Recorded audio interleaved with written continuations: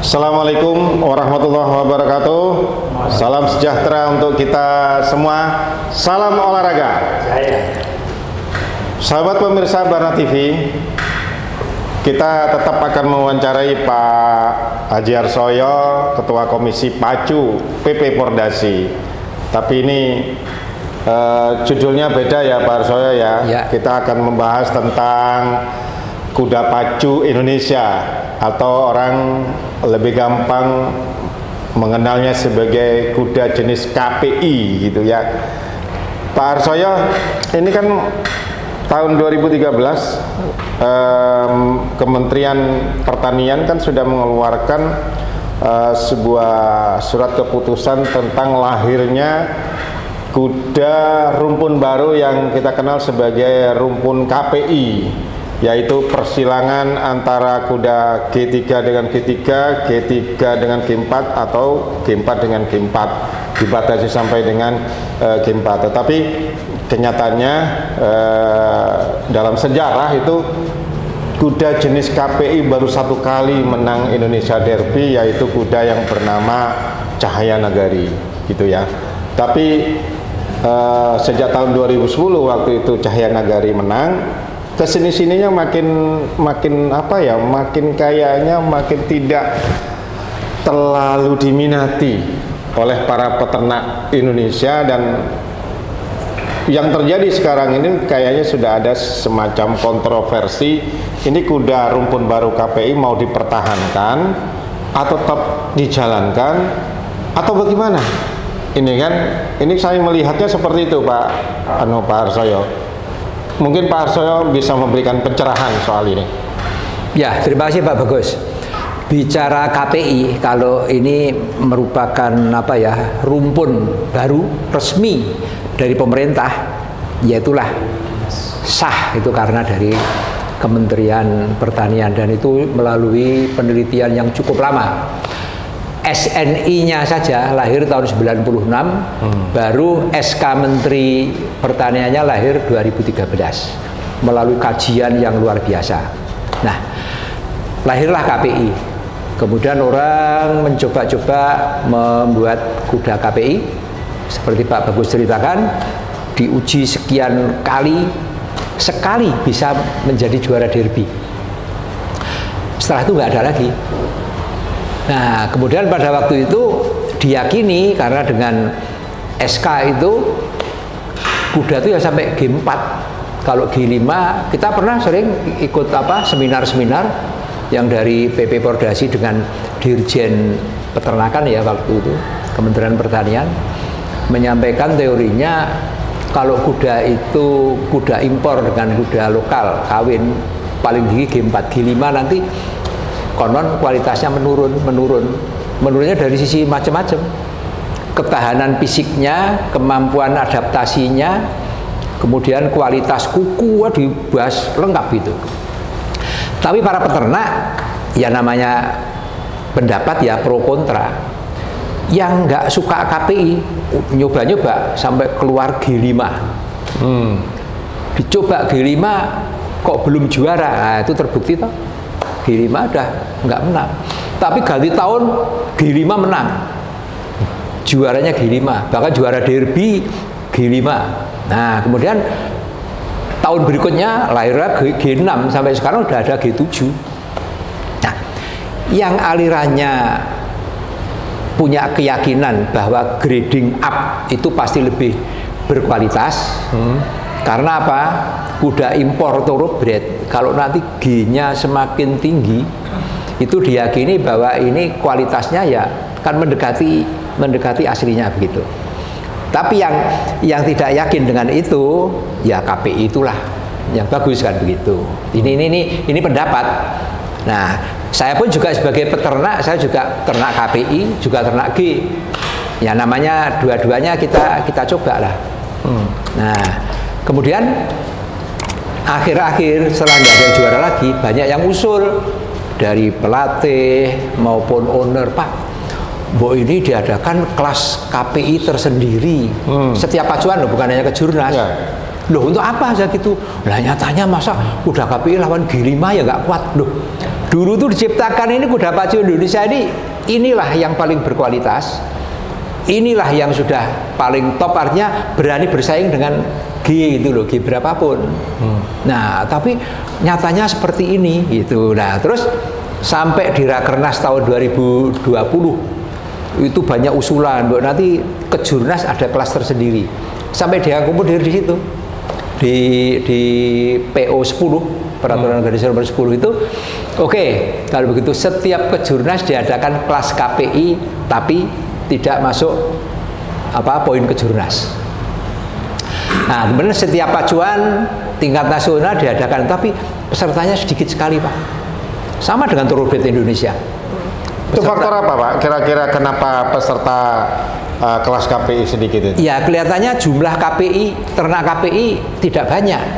Kalau toh di masyarakat yang sudah coba-coba KPI itu mungkin waduh uji coba latihan pacuan tingkat bawah sampai ini kok nggak maju-maju, barangkali begitu. Sehingga yang berani tampil di kejuaraan tingkat nasional itu hanya sedikit sekali. Itu kenyataannya. Nah kemudian ini anu loh Pak, kenyataan di lapangan. KPI betina teorinya loh Pak, nggak boleh kawin dengan Thoroughbred. Supaya lahir KPI lagi ya kawin sesama KPI atau G4. G5 pun nggak boleh. Waktu itu gitu. Nah ini menjadi ribut peternak, terus kuda saya gimana? KPI saya ini kalau diadu kurang baik, kawin Thoroughbred nggak boleh. Nah terjadilah penyimpangan Pak di lapangan.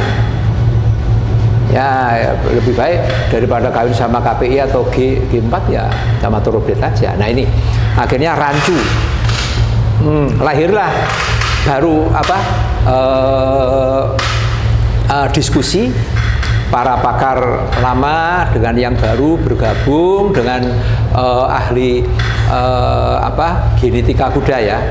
Itu akhirnya lahirlah istilah yang namanya, tapi bukan rumpun. Kalau rumpun betul-betul bangsa baru resmi, tapi itu baru namanya populasi ya baru yang dinamakan Gumarang, yang sampai sekarang SK-nya belum keluar. Ini urusannya Komisi Peternakan Pak. Nah kemudian dulu, nah ini di samping kita ngomong KPI, kuda-kuda KP dulu tertulis nggak ada aturannya tapi nggak boleh ikut Kejurnas.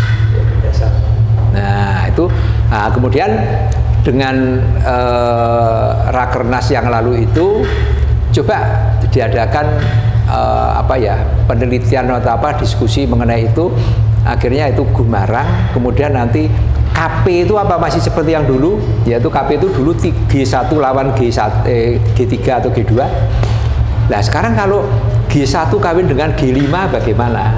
Nah sementara ya kita simpulkan aja, pokoknya di luar Gumarang yaitu KP lah. Mungkin G8 kawin dengan G3. Yeah. Nah itu kan bisa ada satu teman yang mengusulkan Pak supaya semarak gitu ya. Tujuannya adalah bagus menurut saya nih, bahwa membuat kelas tersendiri, bukan hanya kelas tersendiri tapi ada semacam derby untuk kuda-kuda KPI. Misalnya disebutlah, katakanlah dari teman dari Jawa Timur ini yang mengatakan kalau yang kuda G5 dan sekarang ini yang terjadi ada Indonesia Derby, kalau yang khusus KPI diusulkan semacam Nusantara Derby. Kira-kira Komisi Pacu PP Porda setuju nggak itu? Ya, itu gagasan yang baik. Nanti kita diskusikan di Rakernas. Kenapa? Rakernas itu kan 22 provinsi hadir, masing-masing kan punya pendapat.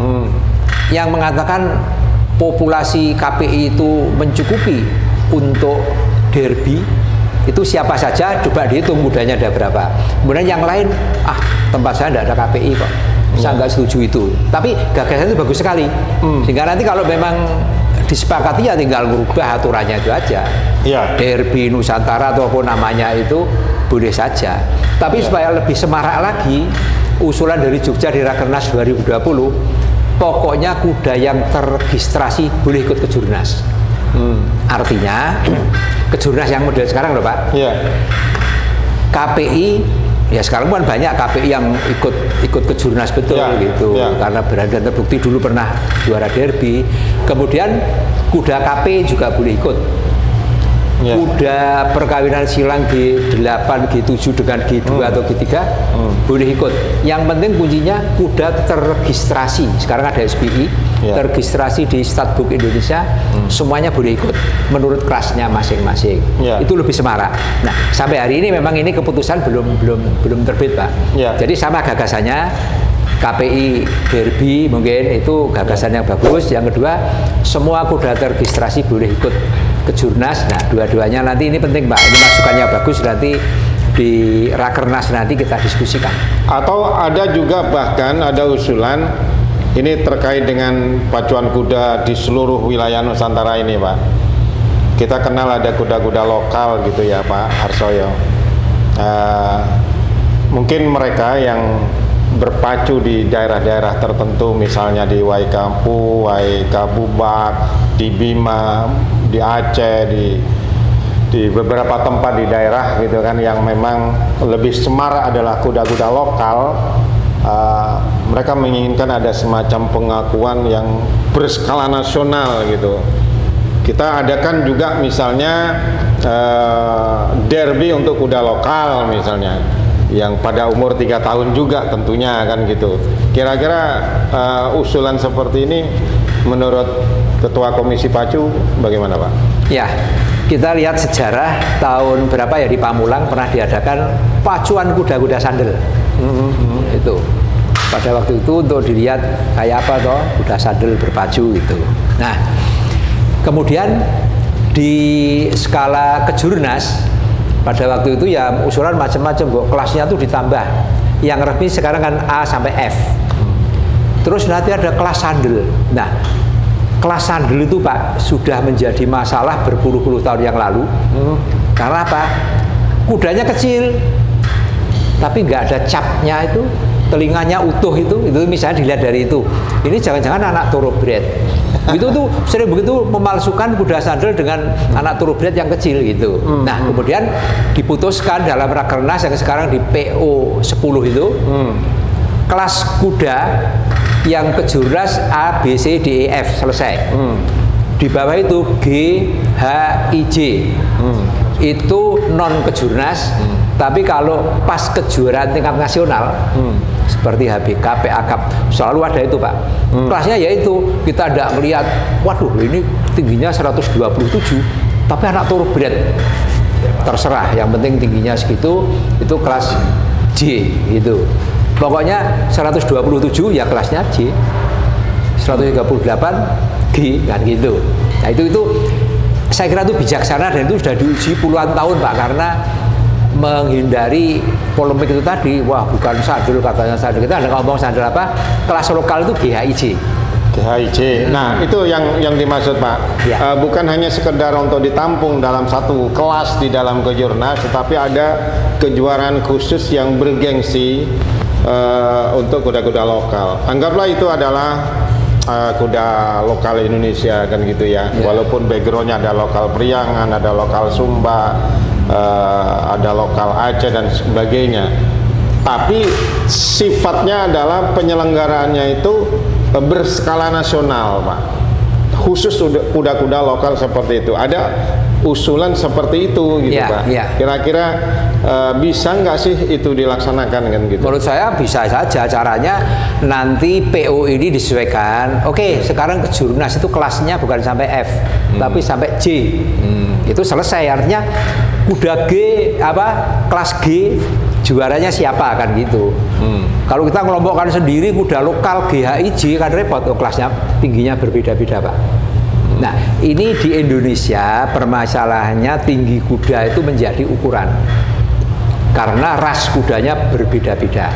Nah oleh karena itu kan ada usulan untuk kita punya pacuan internasional. Oke, pacuan internasional itu semua kuda thoroughbred.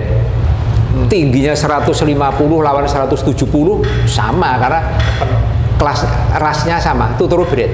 Ya. Nah di Indonesia karena tingginya berbeda-beda, rasnya berbeda-beda, nah itu akhirnya dibuat kelas semacam itu.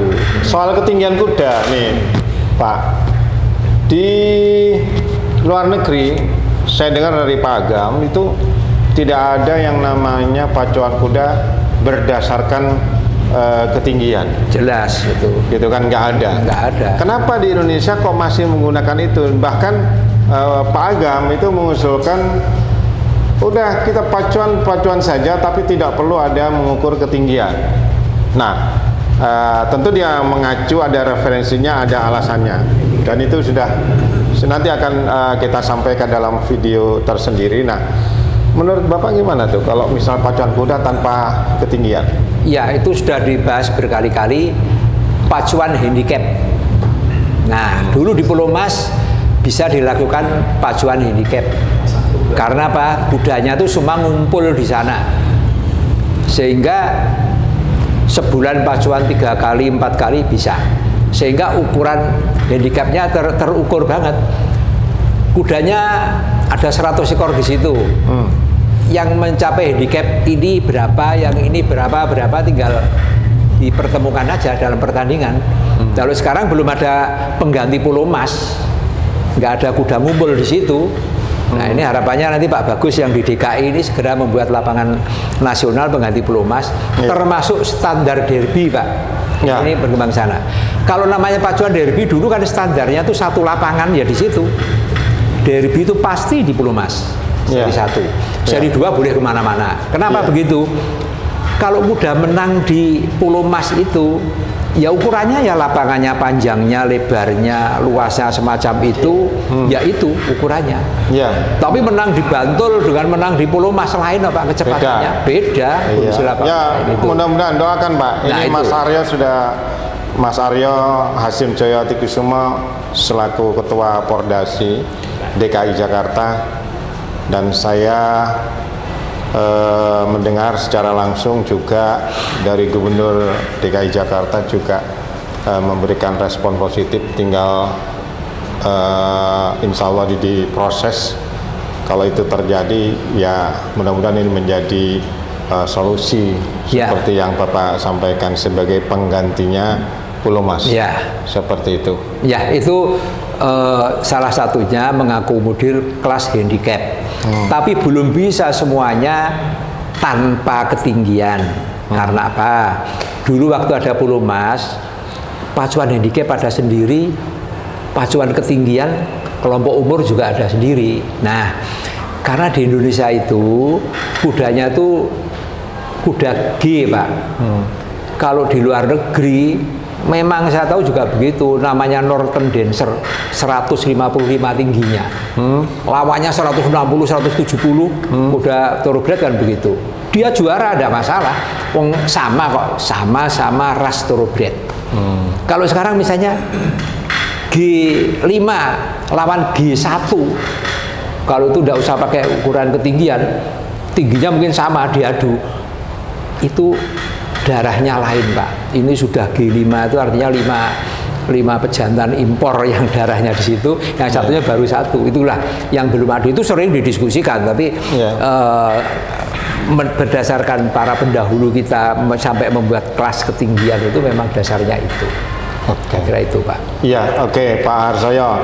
Mudah-mudahan tentang ras kuda pacu Indonesia, ras KPI ini masih bisa ada peluang untuk dikembangbiakkan gitu ya, karena saya melihat Pamulang Start and Stable masih konsisten itu, masih banyak kuda-kuda KPI di sana gitu ya. Mudah-mudahan ini juga bisa menjadi inspirasi bagi peternak-peternak di Indonesia, dan mudah-mudahan perbincangan ini saya keliling Jawa ini bisa menjadi bahan masukan-masukan waktu ada Rakernas nantinya di tahun 2022.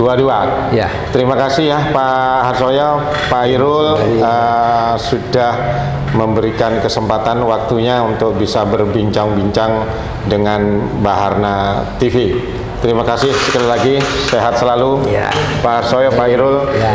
Pemirsa Barna TV, demikian perbincangan kami dengan Bapak Haji Arsoyo, Ketua Komisi Pacu PP Pordasi, didampingi oleh pengurus Komisi Pacu juga Pak Irul, dan mudah-mudahan ini bisa menjadi semangat untuk kita semua untuk bersatu padu menggalakkan pacuan kuda di Indonesia.